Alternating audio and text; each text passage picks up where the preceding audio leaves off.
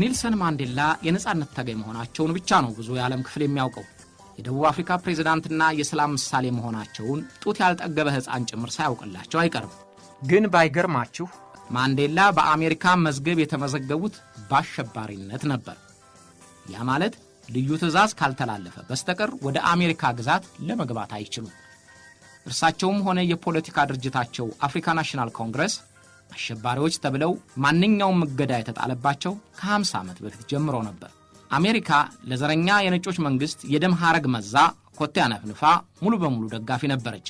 ያን ጊዜ አሜሪካ የምታምነው የነጮቹ ዘረኛ መንግስት ጥቁሮቹን እንዳሻው መግደል ብቻ ሳይሆን በቁማቸው ቆዳቸውን ቢገፍ መብት አለው። ጥቁሮች ደግሞ ነጻነት፣ እኩልነት ብለው አንዲት ቃል ቢያሰሙ እንደ ቢንላደን ሁሉ አሸባሪዎች ተብለው መታደን አለባቸው።